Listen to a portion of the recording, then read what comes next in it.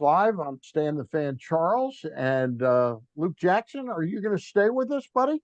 I'm not. You're not. All right. Well, thank you for getting us on the air. There's Luke Jackson, editor of Press Box. There he is, and there he went. All right, that quickly. Ross Grimsley is with me, and one of my favorite people. I like to call him one of the smartest baseball people I've ever met. That's Shane Turner, and he is not out of baseball anymore. He's probably into baseball more than he ever imagined again. He's the manager of the Hagerstown Flying Boxcars who play at Meredith Stadium or Meredith Ballpark. First, Shane, welcome to the program. It's good to see you again. It's always fun to be on, and it's great to be seen for sure. All right. Tell us before we get into how you got the job and everything, what about this ballpark? I know it's its second year for the Hagerstown Flying Boxcars. I hear it's Meredith Park is pretty good. It's actually a beautiful facility. It was built to MLB standards if they ever wanted to get an affiliate. I mean, the amenities underneath are just absolutely amazing. Coach's office, manager's office, a kitchen, nice locker room, training room, a state-of-the-art weight room facility, very well air conditioned. It's kind of amazed when you first get here trying to maneuver around and get where you want to get. But and the field itself, it's a turf field, but it plays very nice. I mean, just a beautiful setup they have here for the fans to come enjoy some baseball. Now, as Ross likes to talk about, this is a result, not the reason you got the job, but this is a franchise that is an independent franchise. In other words, they're not affiliated with any major league club. Is that correct? That is correct, yes. All right. So where do you get your players? So, I mean, because Ross and I think we still got a little gas left in our arms. Yeah, I got plenty of gas. A lefty, well, a lefty righty. You'd definitely be two of the older players in the league. I can tell you that. So where do you get your players? Looks like we're freezing. Uh-oh. Jane, can you hear us?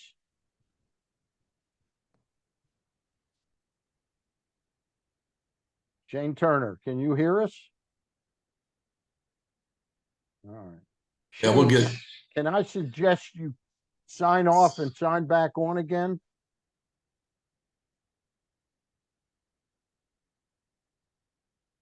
Never had this one, Ross, before. Yeah, it freezed up. Well, I know where he gets his players because I went through the same thing when I was coaching independent ball. I know he gets them from different scouts that he knows. He knows plenty of scouts, and he knows a lot of teams will get farm directors, general managers, scouts.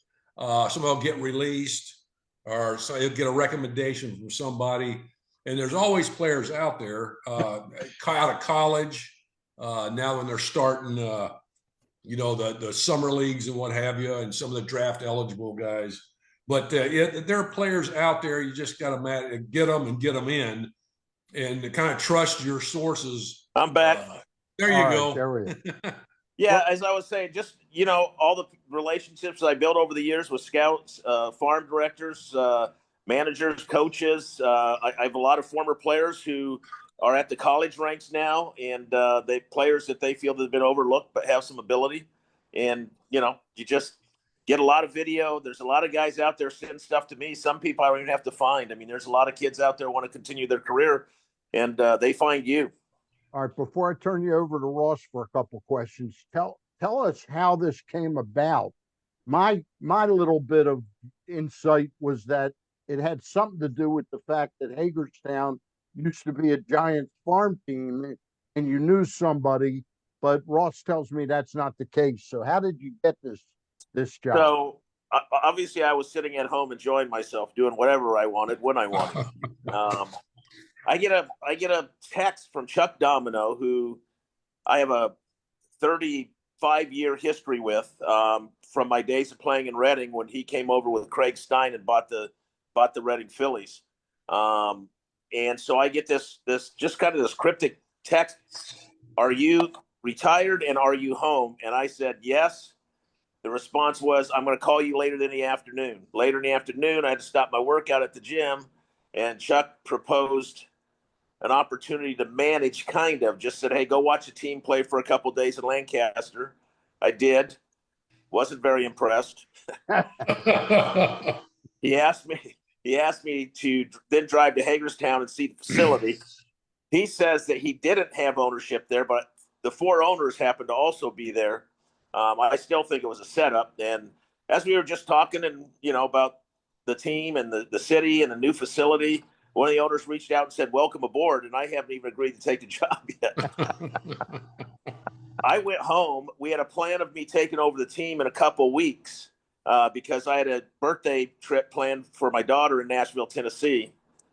I then get a text on Friday night. It's a birthday party of a friend of ours back home. We're at a local restaurant celebrating. I get a text. I'm desperate. I need you now. How soon could you get here? That was Friday. By Tuesday, I was managing the team. All right. Sounds good. Ross, I know you got now, you know that is the same story I told him when I was managing in Amarillo, Texas, the Texas Louisiana League. I told that same story to him, and he says, go to hell. I ain't going there. He did. He asked me to play, and I was like, man, if I get in my career in Amarillo, I'm done already. Next to the stockyards. Beautiful. Hey, Shaner, I got it. The Orioles, they unloaded their manager, Hyde, and new guy took over. This was kind of similar to that, but you knew nobody on this team. You wasn't with the team. You knew Mike Kickham, who we had in the organization for a while. What went into your first day coming to the team? What do you do? What do you say? Go ahead. Obviously in the Giants organization, I took over a couple clubs 2 or 3 times in mid-season. It was different because I had relationships with whatever staff was staying and relationships with the players. So there was a lot of familiarity. Coming into this, I really didn't know anybody in that locker room except Michael Kickham, who I hadn't seen in probably a decade. Right. So, the first thing, order of business, was having a team meeting and obviously explaining the situation. And what I said, I go, anytime that a manager takes over, it's usually not a positive sign that things are moving in the right direction.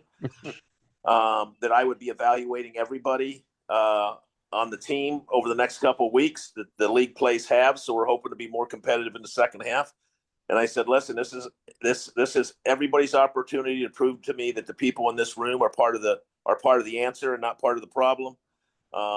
Managers generally aren't the only reason a team are losing. There's usually a lot of reasons for it.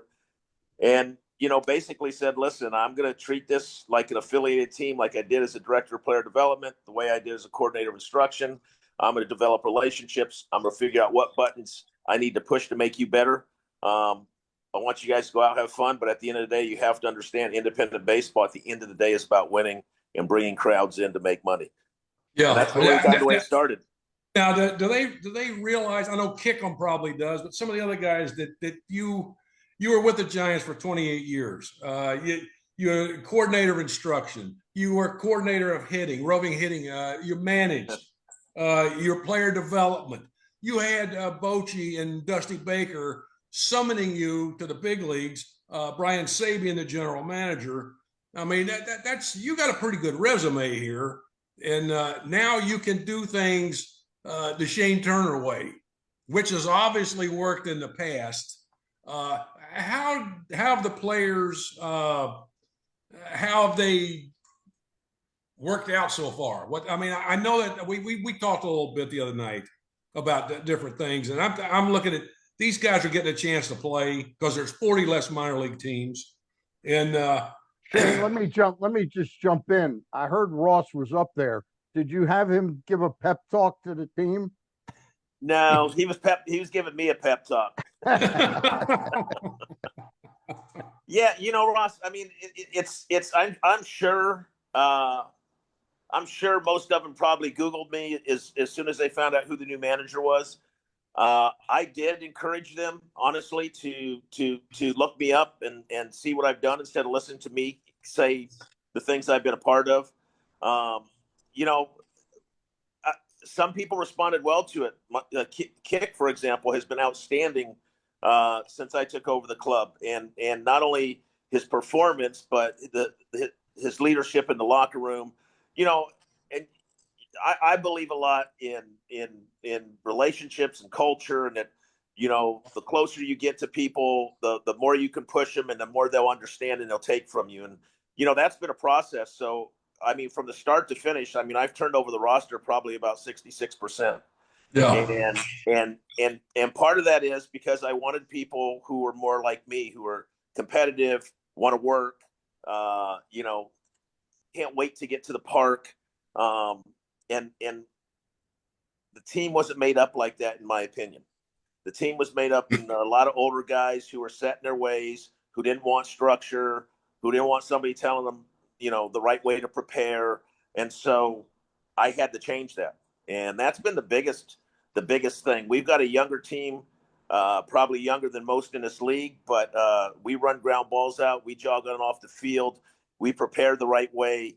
We're professional. We're competitive. And the kids on the team are hungry because they've been overlooked and are enjoying themselves. How? One more thing, Stan. Go ahead, I'll let you do it. But how have you seen how the players are mentally, physically, their mindset, what knowledgeable about the game and how to do things? How have you seen that? Is that good? Does that need improvement? Or they just don't know some things?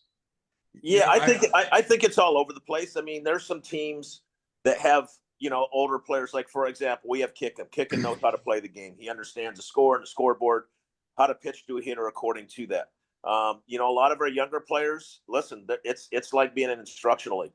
Every time they come off the field, you know, I'm in a dugout explaining what we should have did and how we should have did it. I mean, as simple as lining up for how do you know to line up to home or third for a cutoff and relay? I had to tell them if first base is occupied, we always line up to home plate and adjust. If there's nobody on base, we line up to third. And, you know, these kids have played college and they've been playing in some of them played in other professional leagues. It's just a matter of, you know, do you want to take the time and teach it? And I mean, that's who I am and that's what I do best. So of course I'm going to do that.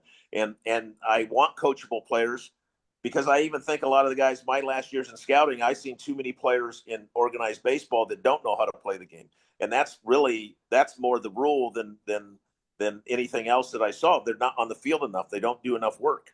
And that's the only way you get better. Listen, some of these kids, maybe this is the league they want to stay in. They roll the balls out and they let them play, and that's fine. I mean, if to each their own, however you want to do it. I can't watch something done wrong and not say something about it. I just feel it's a disservice, and it's not how I learned the game.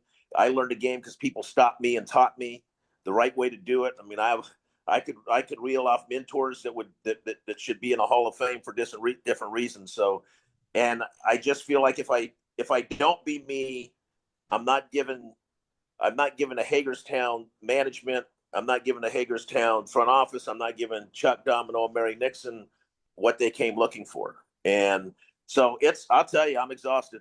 I mean, I forgot how much this takes out of you, you know. You need somebody to help you with the bus schedule and the room list and the meal money. Meal money, roommates on the road, meal money to the clubhouse attendant, bus schedules. We go on and on and on. The field is my comfort zone, and it's right. Once we get on there, it's where I feel the best and I feel relaxed. And listen, we haven't turned this thing around yet. We haven't won a ton of games yet. We're winning more, but we're competitive. We've lost the last 4 games have been 1-run games, and we could have easily won all 4. Mm-hmm. And it's still little things that we're not doing. You know, we walk too many guys. You know, we run into outs on the bases. You know, defensively, I think we've become a very strong team, probably close to one of the best in the league. And, you know, a little more timely hitting, and we could easily won all 4 of those games. Second half starts July 7th, which is what we're really looking forward to, but not competing in the games up to then. It's just a fresh start for us with a fresh group. a two-pronged question, and I think you answered it in one of your answers before when you say you revamped 66% of the team. I'm assuming that you went much younger because you were looking for players that still have get me with this hope and motivation to want to get better. That's what you're looking for at the independent level, isn't it? It's what I was looking for. I felt, I think, and if we weren't the oldest roster in the league, we were second oldest. We weren't very athletic. We weren't very good defensively. A lot of swing and miss, no speed. It's a bad combination. When I came here, we were near the bottom in pitching, we were near the bottom in hitting, and we had the worst defensive team in the league. So there was But you had a hell of a manager. but there's a reason that, obviously there's a reason they were losing, and those to correct those things. Yeah. We needed to get younger. We needed to get more athletic. We needed to get better defensively. And we really needed to add some speed. We were so base to base that, I mean, it's hard to score that way unless you are a power team. And we didn't have a lot of that either. So, I mean, it was just, and then again, being poor defensively, and the pitching we were last in pitching. So you were having to score 7-8 runs a night to win, which is difficult to keep pace with. So tell me, were the players you have now, do any of them have any chance to ever play in the big leagues? Listen, I mean, obviously I'm always the optimist, but I've gone after players that do have youth on their side, that do have athleticism and do have skills and tools. So I hope those scouts are listening to this and we don't lose 5 or 6 in the next week. But I believe we have some pretty good young athletic kids here who can go into a system, and with the right tutelage, with the right direction, with the right motivation, they definitely have the ability to help a major league organization at some point or another. It's what I went after because I wanted to teach. I didn't want a bunch of people set in their ways, and this is as good as we're going to get. I wanted to have some upside and some ability to keep improving as the year went along. Let me get my one commercial in, and that's our friends at the Costas Inn. And Ross, I know you were in Baltimore last week. You went to the old Costas Inn, right? The Timonium, yes, the Timonium. I went to so you went to the new location. Yep. What'd you think? Loved it. Had a great time. Yeah. Everybody was fantastic. All right. They're doing it right now at 2 locations, of course, 4100 North Point Boulevard, and they're doing it inside the OTB there at Timonium Fairgrounds at the racetrack. Costas Inn got the same menu. The only thing different is they're not serving steamed crabs at this restaurant, but you get the great crab soup, great crab cakes, and the entire menu from the Costas Inn. The quality of the food's going to be good. The service is going to be good. And it's now at a new and spacious dining room there inside the OTB. But if you want steamed crabs, 410-477-1975 for the old Costas Inn. They've been there for 54 years, and they've got the best steamed crabs in town. We're with Shane Turner. Shane, I'd like to turn now. I don't know if Ross is okay with this, but he can peek in his questions. But I just wanted to ask you how much you're following the major leagues, and did that San Francisco Boston blockbuster trade surprise you? And the Red Sox have really been pretty crappy since they got rid of Rafael Devers. Well, I do. As much as I can. I travel basically. I have the MLB package at home. Before I took this gig, I have 3 65-inch screen TVs in our living room, and at any given time, there's at least 3 games, sometimes more on them. It's in my blood. I mean, just because I walked away didn't mean I was going to walk away from the game. I just got to be more of a fan and watch it as a fan, which is still hard for me to do. But so I mean, I keep up as much as I can. I follow it on my iPad, the TV here in my apartment. I got the package here too, so I do as much as I can. The trade, I thought the Giants made a steal. Yeah, I think absolutely. Buster pulled off. You get a face of the organization, run producing, middle of the order bat, and I didn't think they gave up much for it either. So I was shocked when I first heard it. It came across on my iPad, and I had to go onto the field, and I was I wanted to take my iPad with me and see if it was for real because I didn't believe it. And It's I funny think Buster's doing a great job. as an organization, since Lucchino left and John Henry really and Tom Werner took over, it's almost like their will to win is somehow been muddled or something like that. They don't really look to keep their best players. I mean, how does an organization lose Betts and Devers within 5 or 6 years of one another? It's such a fragile thing, and I can speak a little more openly now. From the Brian Sabian era, where you're talking about baseball lifers, people who wake up and think about the team and the organization and go to sleep and toss and turn every night thinking about the organization. And when I say the organization, yes, the 25 players and coaching staff, but I mean, their entire staff through the minor leagues, their entire scouting department. And it's such a fragile thing that if the wrong element or the wrong idea seeps in, Yeah. it's so fragile for that to fall the other way. You have to protect it with everything you are. You have to continue to sign people who have your same vision, same work ethic, same character. And that's hard. I mean, because that means you have to vet those people too. What do you say to the people that blame You can't Devers? be afraid to get of them.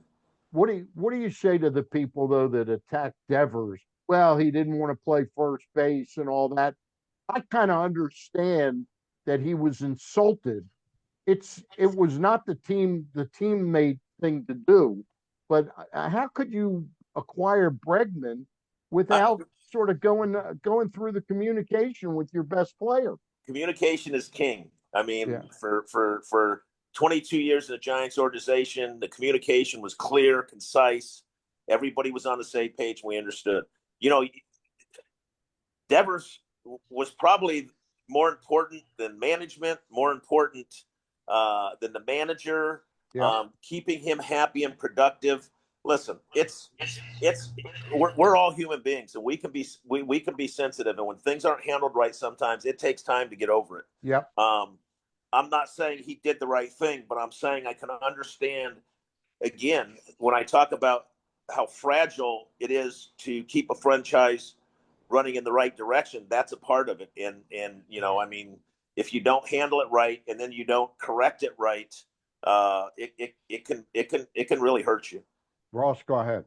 Yeah, Shane, you look at the O's, and I know you watch some of their games. They're 11-11. They're 500 in the last 22 games. They're 11 games under 500. They're 12 games back of the Yankees. I think they're 6 or 7 games out of the wild card. With 7 teams, they got to pass. You got the trade deadline coming up in July. What do they do? What are they sellers, or do they think they have a chance? I mean, they got a ton of injuries. Well, what do you see them doing? I mean, I'd be careful because there's still a lot of very good young players there. I'm not trading away any of the young pieces because I think with developing some pitching, with making the right free agent moves with pitching, I think this thing turns around next year. This year might be difficult. So any veteran pieces you have, in my opinion, that are attractive to another team, I would give them up for any kind of young prospect that you can get that's going to help you next year in the future. It's not impossible to overcome what they're coming, but I believe it or not, I know you sat with Beth and made the statement in spring training, watching the spring training games. I said I don't think they did enough pitching wise, depth wise, or quality wise. That even if everybody stayed healthy, I'm not sure that they would be in a lot better situation than they are. Yeah, I tell you, the pitching in the minor leagues. I mean, there's not a lot of pitching in the minor leagues. There's nothing there. Yeah, really. And that's why whatever you have, I think you're going to have to whatever pieces you have that somebody might want. You're gonna have to try. That's what I would target. Any kind of pitching you get. Obviously, the draft I would target pitching that is like, for example, like a Tim Lincecum who spent half a year in the minor leagues and was in the big leagues. Finding those guys who are quicker. You might have to give up upside for quickness to the big leagues to help you sooner. Because again, these younger kids are going to become free agents in the next 4 or 5 years. So your window of winning is always what it is. So you got to maximize it. Yeah, I tell you, it's scary. The pitching end of it, developing it in the Orioles. They don't have they haven't done it in 5 years with Elias here. They didn't develop pitching in the Houston organization. They traded for a free agent, and obviously they haven't done it here. They've never drafted pitchers. So I'm just going, what do you do here? I mean, this is something new for them, and they're kind of in a land of the unknown. What do we do? So it'll be interesting to see. Well, I can only speak from our experience, and we developed obviously a lot of pitching. We developed some pitchers that nobody thought were going to be big league pitchers that pitched for a long time for us in the big leagues. Sergio Romo. First of all, there's got to be some kind of plan from signing him to A-ball. What gets you out of A-ball? Tell that kid our plan used to be you have to be able to locate a fastball down and away. If you're behind an account, you have to be able to locate a fastball where the least damage is going to be. Double A, you had to be able to throw a breaking ball behind an account. You had to be able to command 2 pitches. Matt Cain got to AAA without a third pitch. He was basically a fastball curveball. We taught him a slider and a changeup. He balked at first, but we explained to him, your stuff's good enough to get you to the big leagues, but it's not going to keep you in the big leagues. You need something else when one of your pitches isn't working. So there's got to be there's an organizational plan, and then there's that. Then you tweak it for individuals, and that's your best chance for success. Spin rate, how hard you can throw it, that's great. Those are all valid things. But when your fastball isn't spinning the way you want it, or your breaking ball isn't as sharp as you want it, how do you pitch with it? How are you able to compete and pitch with it with what you have and give your team some length in a game without getting knocked out in the second inning and killing your bullpen for the week? Those are things to me that are more overlooked now than ever has been. Right. Is learning to pitch. At this point with the Orioles, sticking with the Orioles for just a minute longer, does Mike Elias, in your opinion, need to find the right guy that is a pitching development guy for the organization rather than a major league pitching coach, so to speak? Does he need a voice in the room that is expert on pitching? He needs to find his Dick Tidrow.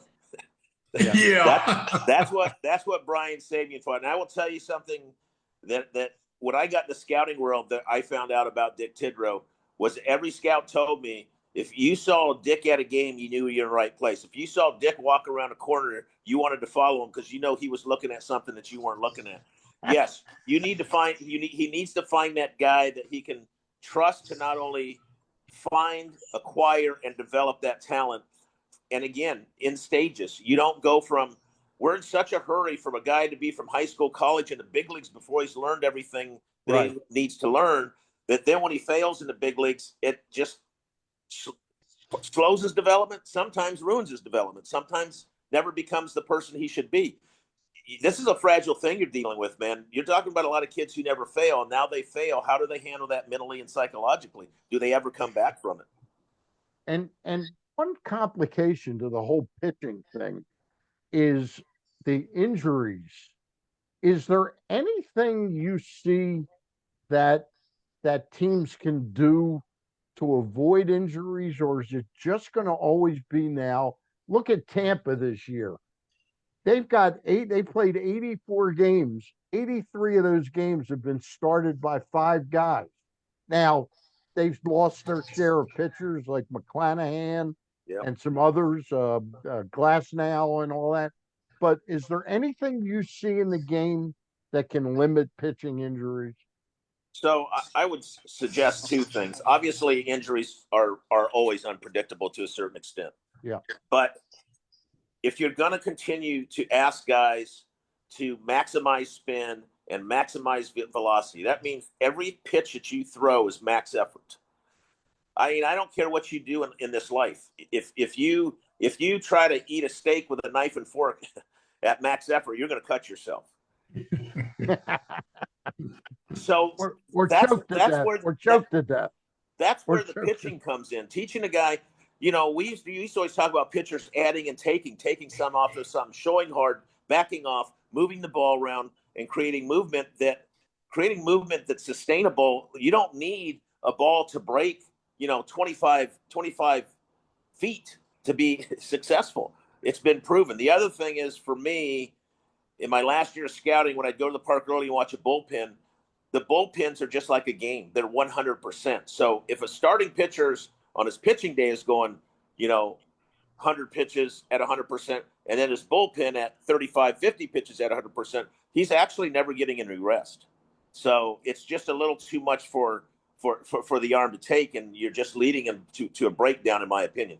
But we used to talk, bullpens used to be touch and feel. What didn't work last game? Okay, let's work 75% on the fastball way. I didn't spin the ball rule. Let's just work on spinning it real soft. It was not a max effort 100% thing. It was just working on the feel of the spin, the feel of the ball leaving in your hand, the feel of your release point, making sure your mechanics were tight. It's just too much. I mean, the body can only take too much. And obviously athletes, they're strong and they're flexible and all those other things, but there is a point of abuse. And I just think that we're at that era in the game. There's no doubt there's good stuff and great movement and all that stuff. I just would question the ability to pitch isn't what it used to be.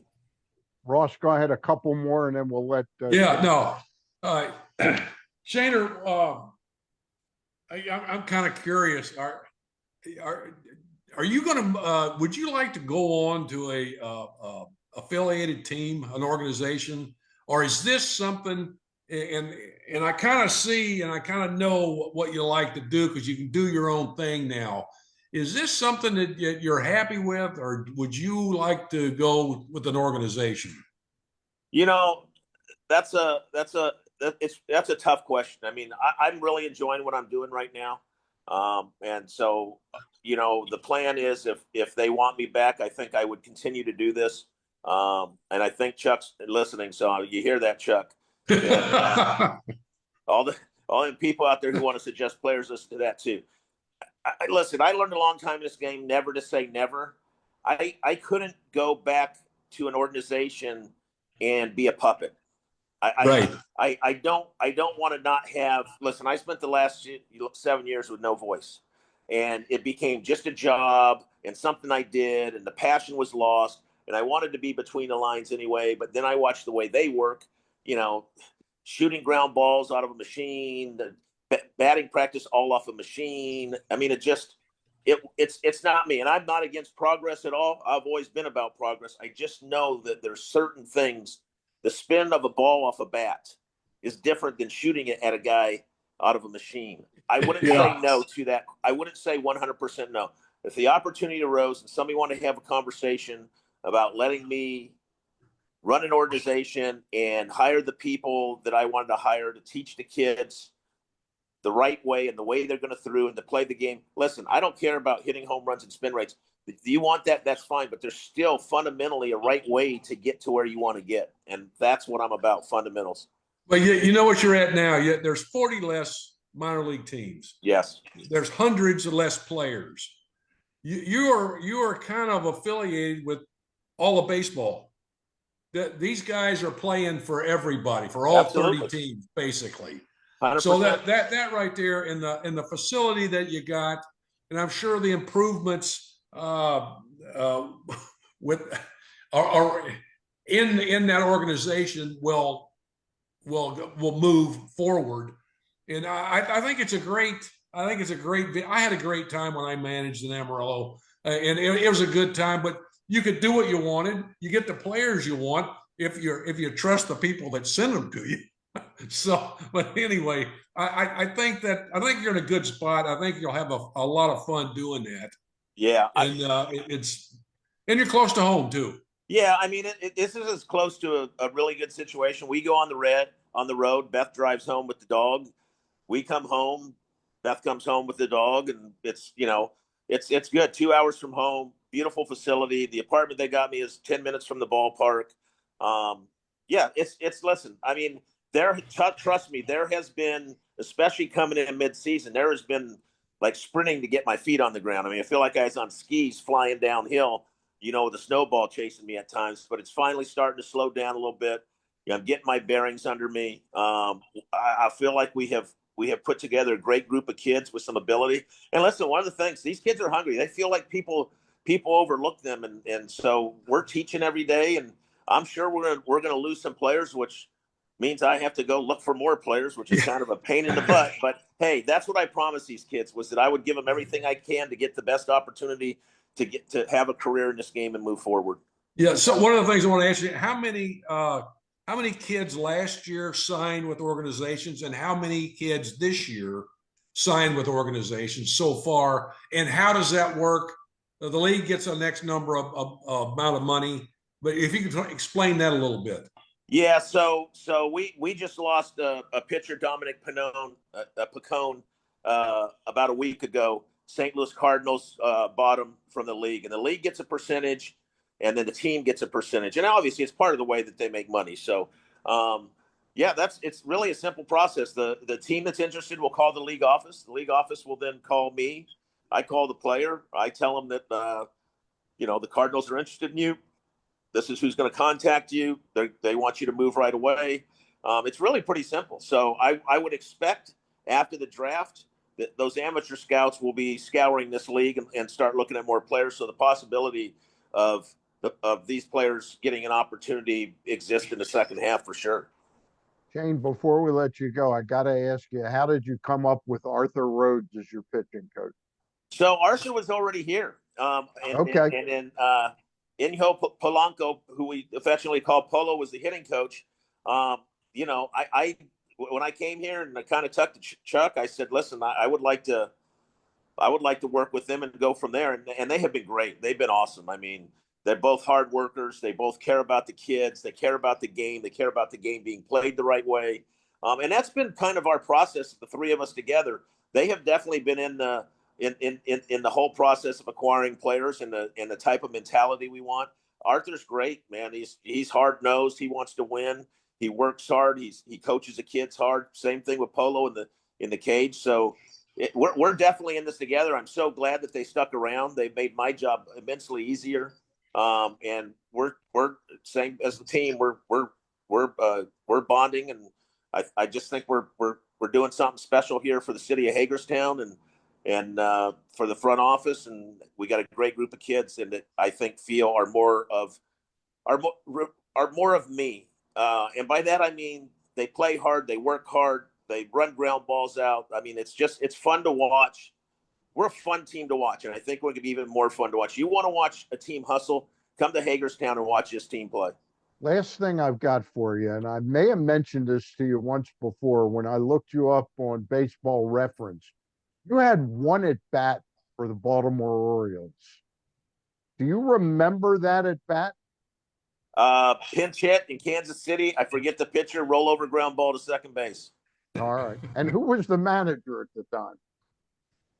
Frank Robinson. Frank Robbins. Okay. He must not have liked that rollover.